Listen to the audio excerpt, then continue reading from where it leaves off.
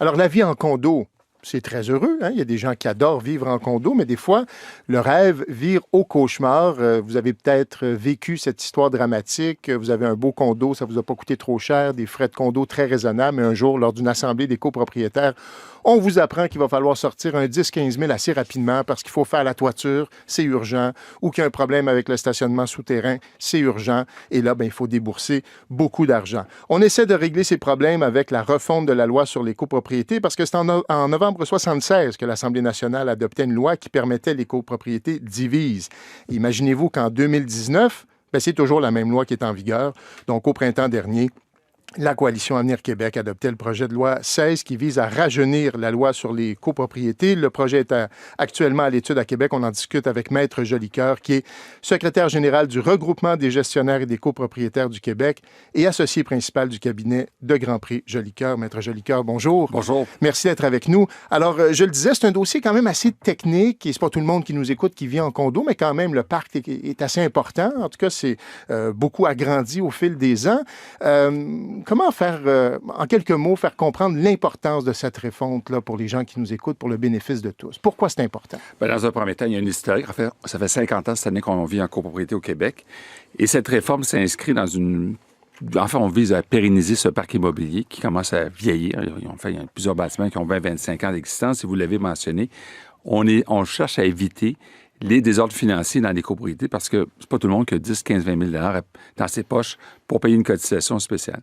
Alors, l'objectif de cette réforme législative, c'est de forcer les copropriétaires à mettre en place des carnets d'entretien, à provisionner les travaux parce que, immanquablement, si vous avez une maison, vous savez, on doit refaire la toiture, mais ça coûte beaucoup plus cher refaire une toiture d'un grand bâtiment. Bien sûr. Donc, l'objectif, évidemment, c'est de commencer à bâtir des réserves financières, mais tout ça sur un modèle beaucoup plus scientifique, c'est-à-dire qu'on va forcer les gens à mettre en place ce carnet d'entretien, mais également des études de fonds de prévoyance. OK. Donc, il va y avoir un carnet d'entretien et un fonds de prévoyance. Mais ça existe déjà, le fonds de prévoyance. Oui, le fonds de prévoyance existe, mais souvent, on mettait des sommes dans le fonds de prévoyance de façon aléatoire, 5 et on s'est aperçu au bout de Basé sur rien, ans. là. C'est basé sur rien. OK, un 5 de rien, finalement. C'était juste parce qu'il fallait un chiffre, là. Exactement. Alors que là, la cotisation sera basée sur, justement, ce carnet qui va contenir quoi comme information? En fait, il y a deux choses. Le carnet d'entretien, c'est comme un véhicule. On doit l'entretenir mensuellement, quotidiennement, ce bâtiment-là.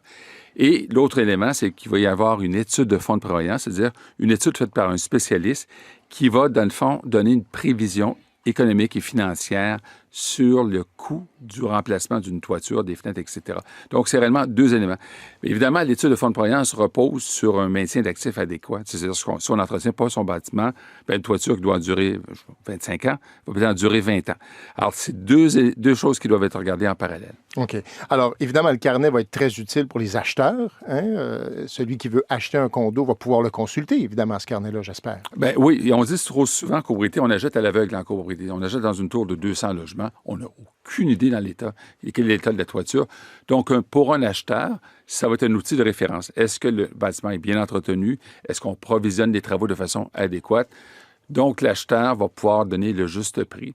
Et je vous dirais, ça va avoir même un impact sur le marché immobilier parce que les copropriétés qui font absolument rien, parce qu'il y en a, il ne faut pas se le cacher, qui font absolument rien, bien, ils vont être obligés de se mettre au goût du jour parce que l'acheteur va avoir des outils pour apprécier la performance à l'égard du maintien d'actifs. OK.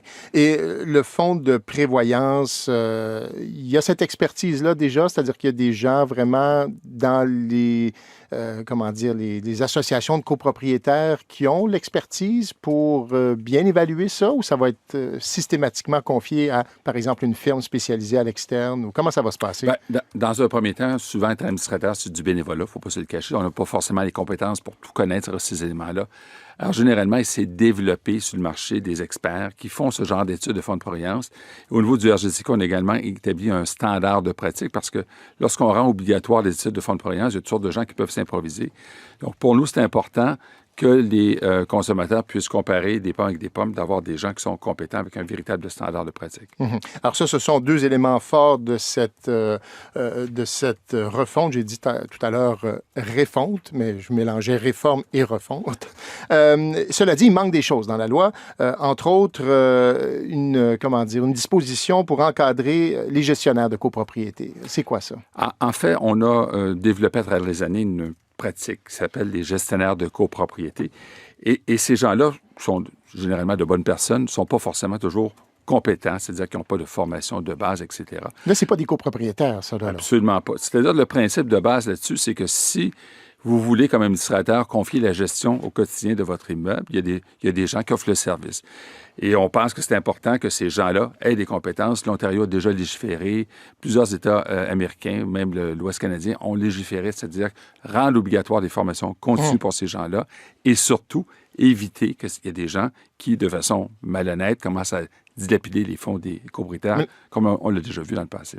Là, ça veut dire que présentement, au Québec, n'importe qui peut faire ça. Moi, demain matin, je pourrais me partir un cabinet de gestion de copropriété, puis... Ben, j'imagine que la copropriété serait bien gérée si c'est dans ce domaine-là, je présume. Mais au-delà de votre cas personnel, effectivement, je dis souvent, on peut avoir purgé quelques années en prison et faire de la gestion de copropriété l'après-midi. Ça fait aucun sens. Et ce qui est un peu dommage, c'est qu'il y a des femmes et des hommes très qualifiés dans le domaine qui sont en zone de compétition déloyale parce que, effectivement, n'importe qui peut se lancer dans l'industrie, à offrir à n'importe quel prix une prestation de service. Donc, finalement, on s'y retrouve pas.